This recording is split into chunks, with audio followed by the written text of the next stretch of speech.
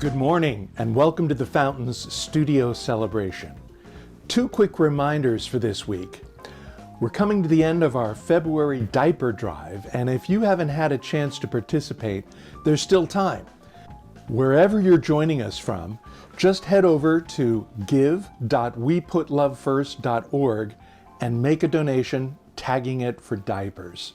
Our stellar team of diaper acquisition specialists will be sure to get your contribution converted into actual diapers to be distributed on March 9th and 10th. Secondly, we're excited to have Bishop Karen Olavita with us in person next week to celebrate our 10th anniversary as a reconciling congregation. As we want to make sure you get a chance to experience the bishop's time with those of us who are there in person, we're going to video the bishop's message live next Sunday morning and then edit it into the studio celebration before uploading it later on Sunday. So don't be alarmed next week when the posting of the studio doesn't happen right at 9:30 a.m. We expect to upload it later in the day. So watch for an email, and if you're subscribed to our YouTube channel, a notice from YouTube. It's going to be a great celebration. Thanks again for being a part of our studio family, and from wherever and whenever you're joining us, we're glad you're here.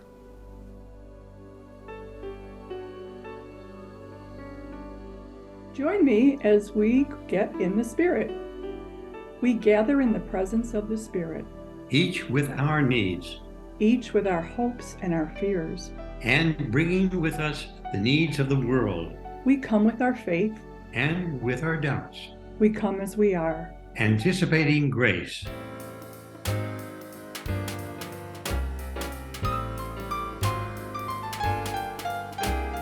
God who sets us on a journey to discover, dream and grow. Lead us as you led your people in the desert long ago. Journey inward, journey outward. Stir the spirit, stretch the mind. Love for God and self and neighbor marks the way that Christ defined. Exploration brings new insights, changes, choices we must face. Give us wisdom in deciding, mindful always of your grace. Should we stumble, lose our bearings, find it hard to know what's right, we regain our true direction, focused on the Jesus light. And our longing for the old days, grant the vision that we lack. Once we've started on this journey, there can be no turning back. Let us travel light, discarding excess baggage from our past. Cherish only what's essential, choosing treasure that will last. When we set up camp and settle to avoid love's risk and pain, you disturb complacent comfort, pull the tent pegs up again. Keep us traveling in the knowledge you are always at our side. Give us courage for the journey, Christ our goal and Christ our guide.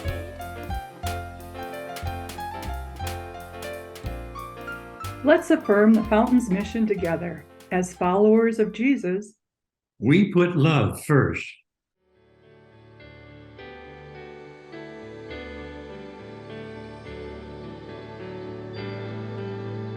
Goodness is stronger than evil. Love is stronger.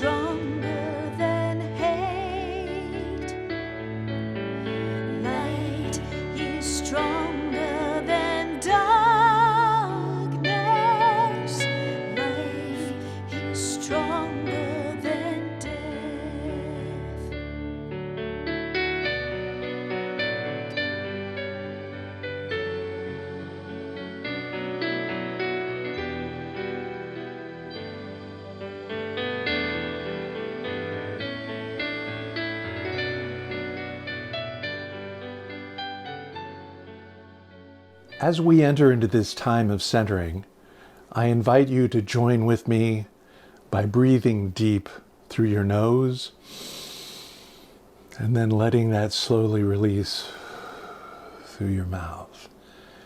And as we settle into that rhythm and into this moment, as we let go of the distractions that clutter our minds, I invite you to hear these words adapted from the thoughts of Dennis McCarty. We journey through a crossroad in time. All the unimaginable cataclysms and subtle nuances of the past have played a part in orchestrating this precise moment. And from this moment spring all the wonders of the future. So let us be mindful what we do right now, because so very much depends on it. Centering on the subtle pulse of our deepest selves, may we be attentive here and now to the movement of the Spirit. Where love and caring are, there is God. Where love and caring are, there is God. Where love and caring are,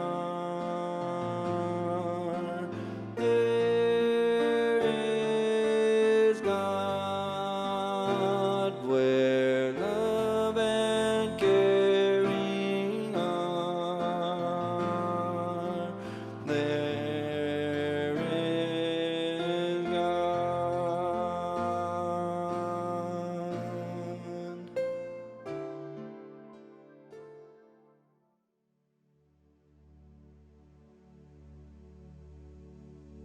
Spirit of life, who out of chaos brings order to everything that is, bring out of us more of what we dream, but haven't dared.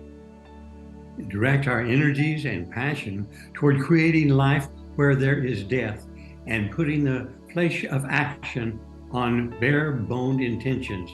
Light in us the fires of commitment against the midnight of indifference. May we see before us ways to throw bridges of care across canyons of isolation. Inspired by grace, and in all our fragileness, may we not be discouraged. May we look at creation and ourselves and sense your Spirit at work in the world. This is our prayer.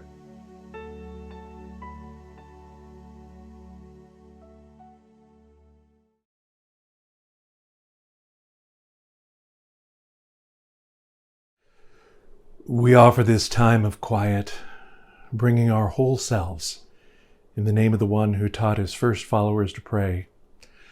Our Father, who art in heaven, hallowed be thy name. Thy kingdom come, thy will be done, on earth as it is in heaven. Give us this day our daily bread, and forgive us our trespasses, as we forgive those who trespass against us. Lead us not into temptation, but deliver us from evil. For thine is the kingdom, and the power, and the glory forever. Amen.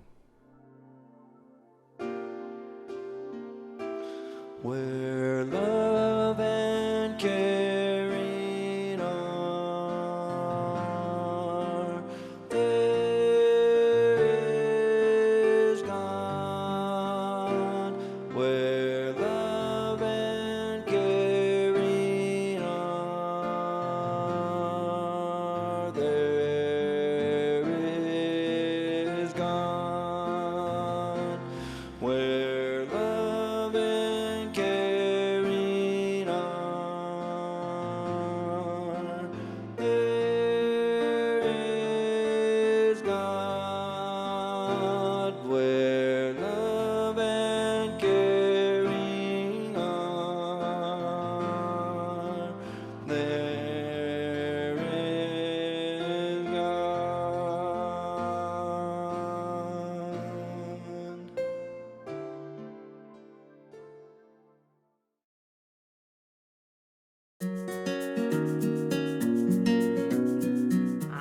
want to update you today on what we're doing with our Blessing Bag Ministry. We had a 2-month period in November and December when we filled 100 blessing bags, distributed them to a variety of people, and they in turn got on the streets of Phoenix, primarily downtown, and distributed those bags to homeless people. It is a ministry that is going to continue here at the Fountains, and we want to invite you to continue to participate in it. Probably the best thing you can do is donate some money so that we can order the supplies on Amazon and get them all assembled here, ready to be put into blessing bags, which we will do again together in a line in the Connection Center once we get all the supplies. Please join us by donating in the Vanco app online, the QR code that you will see in the Vanco app. You will also be able to see the QR code on the website and be able to give your donation there, or you can write a check and put blessing bag in the memo line, and we will be sure that it gets to the right place and we get the supplies we need to have another very successful blessing bag distribution during the Lenten period this year. Please join us, and thank you always for your support. Every day, Fountains strives to put love first, both in person and online. And if you're one of our many regular online viewers, we're grateful for your participation as a digital member. Every week, you hear about all the many ways you can give electronically to support this online outreach, like using the QR code on the screen, going to give.weputlovefirst.org, or downloading the Vanco mobile app. Then, when you're on our secure giving site, be sure to look for the line that says Studio Celebration Donation.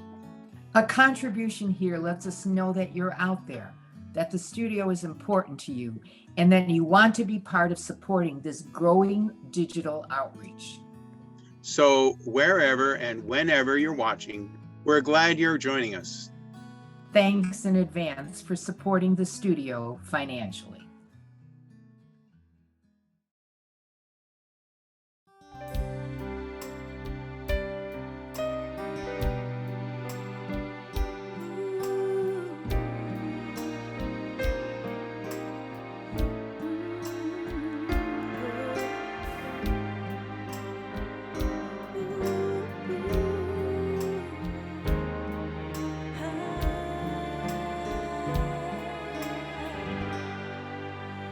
Everything must change. Nothing stays the same.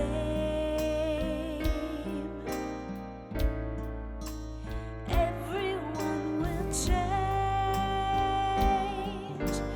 No one stays the same.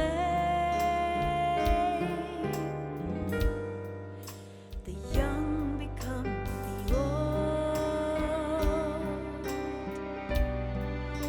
and mysteries to unfold.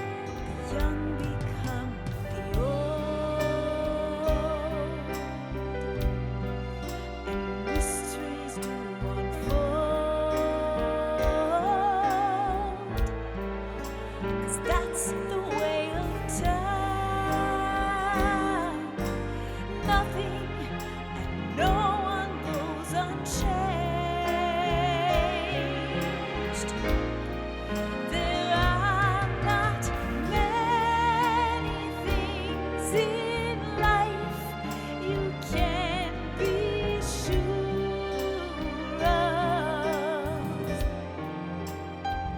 except rain comes from the clouds, sun lights up the sky, and hummingbirds will fly.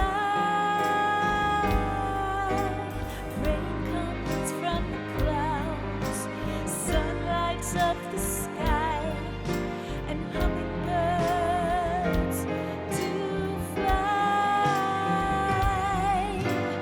Rain comes from the clouds, and sun lights up the sky, and hummingbirds will fly. Comes from the clouds.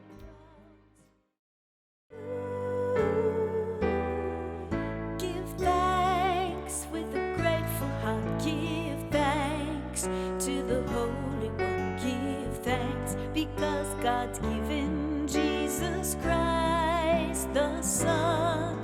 And now let the weak say, I am strong.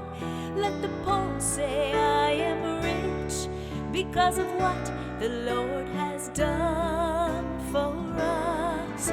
Give thanks with a grateful heart. Give thanks to the Holy One. Give thanks because God's given Jesus Christ the Son. Give thanks.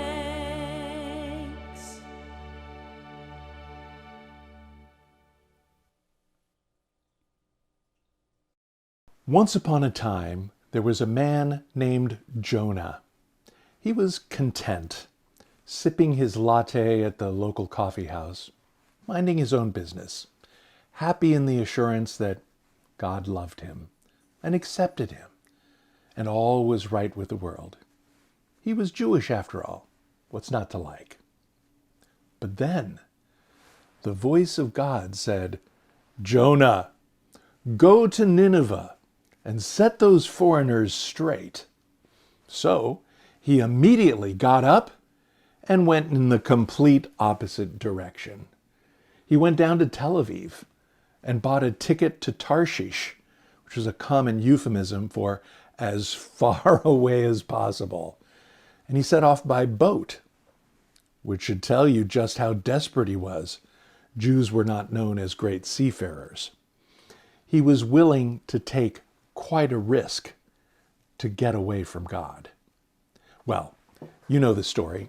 The sea kicks up, Jonah gets thrown overboard, swallowed by a great fish, and after 3 days is vomited up on the beach.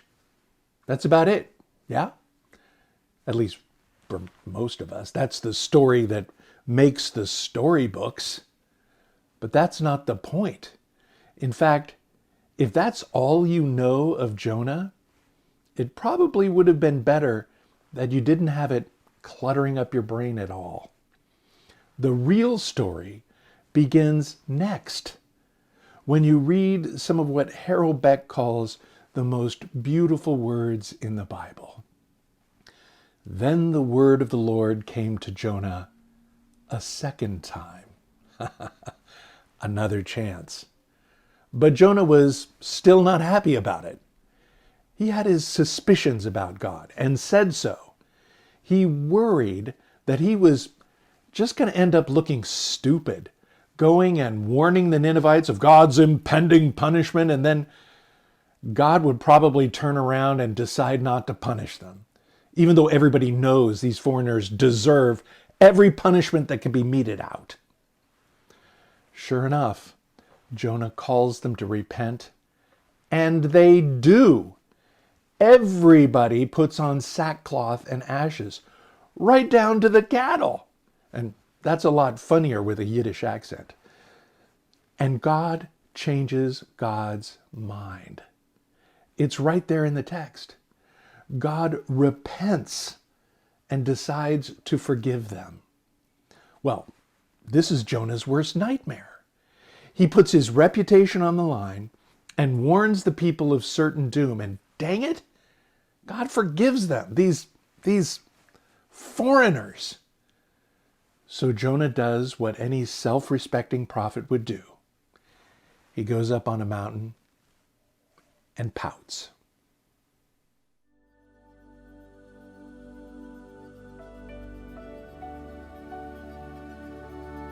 Our words of wisdom are from the book of Jonah, chapter 3, verse 10, through chapter 4, verse 3. When God saw how the Ninevites turned from their evil ways, God repented of the evil he said he would do to them. And he did not do it.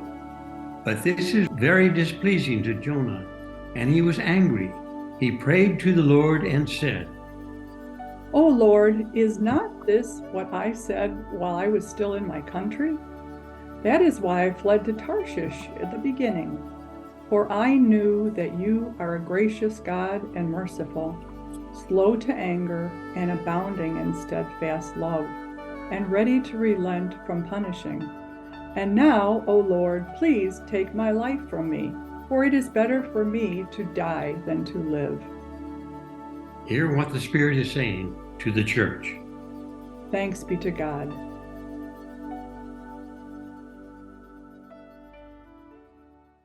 O Lord, please take my life from me, for it is better for me to die than to live. What a whiner. Now, there's a little more to this story, but you get the idea. What is really going on here has nothing to do with whale vomit and everything to do with the grace of God poured out on everyone, regardless of race, faith, borders, or any other boundaries you can think of. This may not seem like a radical thing to you, but to those hearing Jonah for the first time, it was downright subversive. Why? Because in Jonah's day, everybody believed that the world worked in a certain way. In fact, most everybody believes the world works exactly that same way, even today. It is so ingrained in us that we don't even know we believe it, but we do. We eat, breathe, and live it every single day. And here it is. You get what you deserve, and you deserve what you get. You've heard of the book of Deuteronomy. Well, in fancy theologian talk, this principle is called the Deuteronomic Code. The poor are poor, and those who are suffering suffer because they've done something to offend God, or their parents did something, or their parents' parents. Their lot in life is a punishment from God. On the other hand, the rich are rich and the comfortable are well off because they're so good. And God just loves them so much that they're being rewarded. This subconscious belief system is the primary operating software in most of our noggins. It allows us to blow off the poor because obviously they deserve their lot. Who are we to get between them and God's punishment? It allows us to feel self-righteous and smug in our relative wealth because our comfort is a clear sign that God likes us. It only gets tripped up when something tragic happens in our lives. And the only thing we can think to ask is, what did I do to deserve this? So the book of Jonah is in the Bible as protest literature, criticizing this way of thinking. It was written to undermine the status quo. If you take nothing else away from this blathering, remember this: Jonah is not the hero of this story. He's an incompetent, ungrateful jerk. He's a stand-in for all those people who believe that because of their race, status, religion, sexual orientation, or any other category, God loves them, and everybody else is on God's enemy list. Jonah is supposed to be a sad joke, and the proper response to his plight is that of pity for someone who is so narrow-minded that they just can't fathom the breadth of God's love. Well, if that's the case, then how do you explain Matthew 16:4?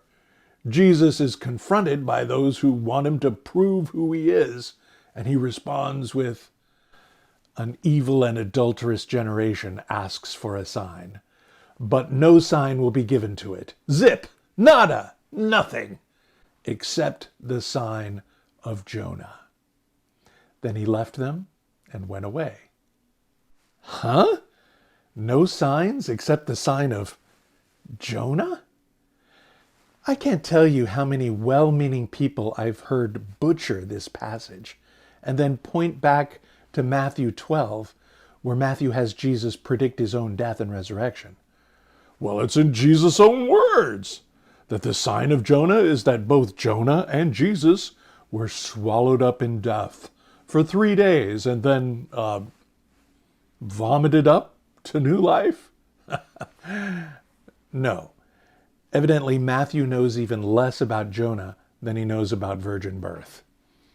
The sign of Jonah has nothing to do with death and resurrection, and everything to do with short-circuiting the Deuteronomic code of you get what you deserve and you deserve what you get. I've been doing this long enough now that if you pressed me, I might just say that Jesus' whole ministry and most of his teachings are aimed at overturning and undermining this one idea. You get what you deserve, and you deserve what you get. And how did he do it? With humor, story, irony, metaphor, and short sayings, all of which were used to make his audience think for themselves. It was a technique that was rabbinic, to be sure, but even more specifically, it was typical of wisdom teachers. The wisdom tradition is often associated with the mystical or spiritual aspects of various faith traditions. It helps people work through the whys of life without resorting to shallow, pat answers. Wisdom literature is concerned about the meaning of life, mostly by an appeal to experience. As Bill Nelson used to say, wisdom is more than intelligence, but includes it, more than knowledge, though it needs it, and more than information, though it often depends upon it. It's not very concerned with traditional religious thought, because traditional religious thought is often the product of dualistic thinking. Who's in, who's out. What's right and what's wrong. All or nothing. With me or against me. Up or down, either or. It's the root of family strife, racism, church squabbles, gridlock in Washington, and in all its glory, war. Many of you have heard me talk about one of my spiritual mentors, a Franciscan priest, Father Richard Rohr. On one of his visits to Phoenix, he talked about dualistic and non-dualistic thinking. He said that dualistic thinking has its place. After all, it's made the Enlightenment possible with science and economics and modern democracy. But when it comes to comprehending the subtle degrees between, say, tall and short and good and bad, it completely breaks down. Jesus' whole approach was to short-circuit dualistic thinking with questions, parables, and stories, all of which make people think, talk, and wrestle with ambiguity. Life is simply not black and white. I love what Brandon Scott has to say about folks who aren't comfortable with ambiguity. He says, they're really stuck. They've got a lot of things they can't do. They can't read poetry, they can't read novels, and they can't watch TV. They can't read the Gospels. They've really cut themselves off. They're really reduced to reading lawyers' texts. A lawyer is a person who thinks ambiguity is a bad thing. So you try to define the contract or the will so that nobody can break it. Well, even legal texts are ambiguous. That's why you have to go to court and solve them. So it doesn't work. Part of the problem is, if you really think things have simple meanings, then we have to have interchangeable brains so that we have exactly the same experience, exactly the same meaning. That doesn't happen. So, into a world striving to make everything black and white, into a religious climate of you get what you deserve and you deserve what you get, comes this Jesus character, purveyor of wisdom, embracer of ambiguity. And these one-liners, these zingers, like God makes the sun rise on the evil and on the good, and sends rain on the just and unjust. Wait, what? We have a God who doesn't discriminate? And why should we be surprised by this? Asks Jesus. Jesus also said, blessed are the poor. He said, what? In a world that believes you get what you deserve and you deserve what you get, that's outrageous. And in Greek, what Jesus said is even worse. Blessed are the beggars, the destitute. How could that possibly be? Aren't riches and wealth a reward for living a righteous life? What on earth does Jesus mean? It short circuits the status quo. It gets under your skin. It irritates you. And maybe you conclude, they're the oppressed ones, so at least they're not guilty of oppression. They're innocent. They're not the ones doing the oppressing. And then somebody else argues back, that doesn't make any sense. But there you go. You're thinking. You're engaged with other people on matters that are important. And so, over 2,000 years later, we're still engaged with this Jesus, this voice of wisdom that can only be called subversive. It undercuts the status quo. It moves beyond conventional wisdom of black and white simplicity into the often ambiguous world of the Spirit. Let me be clear. This is not some esoteric babble about a pie-in-the-sky idea. It has very real implications for our lives right here and now. Politicians and churches across the country are promoting what is called Christian nationalism, what would better be called what it truly is, white Christian nationalism, with one goal in mind: to take power and impose their narrow, fundamentalist Christian way of thinking on everyone else. If Jesus were asked, he would laugh in their faces. He was dealing with the same religious nationalists in his day. They just happened to be Jewish. These people are banning books, criminalizing transgender people, colluding with those who believe more gun violence is the solution to our problems, and choking off women's reproductive rights. Last week, the Southern Baptists just kicked one of their largest churches, Saddleback, out of their denomination. Why? Because they had the audacity to ordain a woman as a pastor. Their entire agenda is driven by fear and the threat of punishment. They don't know any other way. And that's because they're a bunch of Jonahs. They blindly embrace their unearned privilege as something ordained of God because, like Jonah, they're so righteous. And they look down on anyone not like them as obviously deserving of punishment from God, or from them if God hasn't gotten around to it yet. After all, you should get what you deserve, and you deserve what you get, right? You remember the old saw? There are two kinds of people in the world. Those who think there are two kinds of people in the world and those who don't. Well, since most of us are dualistic thinkers, let me suggest that it finally comes down to two ways of approaching the spiritual life. Being motivated by privilege, guilt, and fear, Jonah, or being motivated by love and compassion. Compassion being justice acted out in the world. That would be Jesus.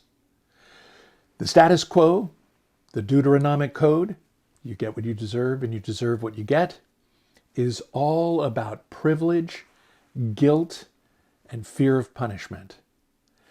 And then there's Jesus' message of divine ambiguity, a deep wisdom centered on grace, love, and compassion. The question is, who are you going to follow?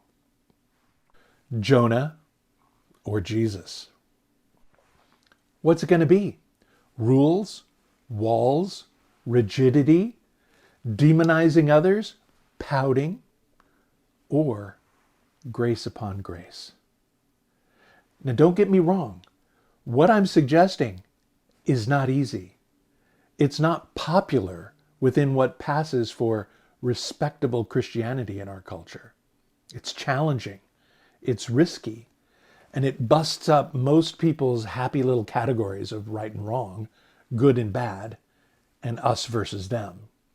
But if you're paying attention, when was Jesus ever on about promoting happy little categories? Jesus was a teacher of wisdom. His stories, sayings, and teachings say it over and over again. It's not about victory. It's not about punishment. It's not about rewards. It's not about what you deserve or what you get. It's about looking on reality with compassion, love, inclusivity, and forgiveness, recognizing everything as created by God, infinite in dignity, and to be honored by loving kindness, doing justice, and walking humbly with God.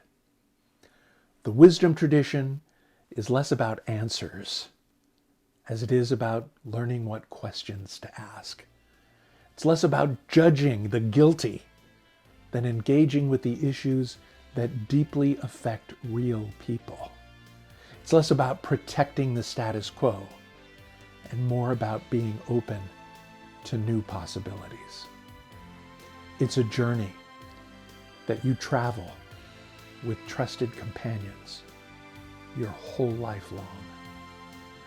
And as Jesus taught and lived, it's about a surprising and transforming grace that humbles the powerful and empowers the humble. Go and do likewise. Be well.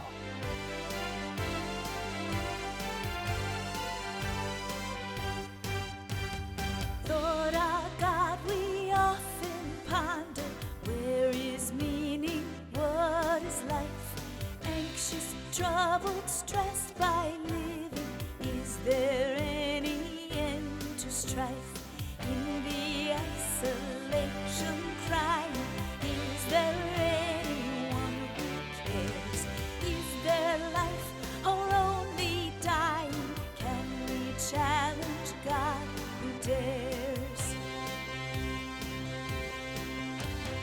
There is purpose in our wandering, found in others and their plight, found outside the limitations of ourself and of our sight, found in pleasure and in sorrow, found by those who wish to seek, found today and found tomorrow, found by strong and found by weak. Open light to hidden beauty, to the cosmos and its charm, to the love and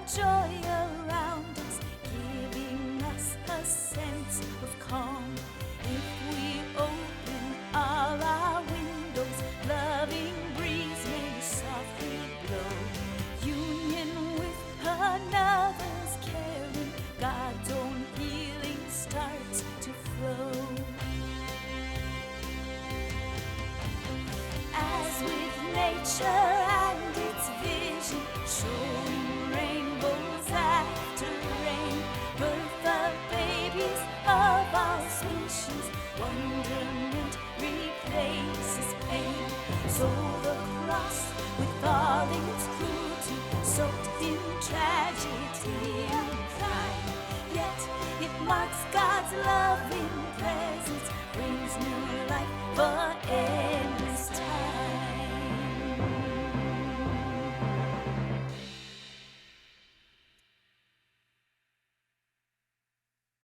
Let us offer these words of challenge and blessing to one another as we go. Go into the world, dance, laugh, sing, and create. We go with encouragement of God. Go into the world, risk, explore, discover, and love. We go with the empowerment of God. Go into the world, believe, hope, struggle, and remember. We go with the assurance of the love of God. Amen.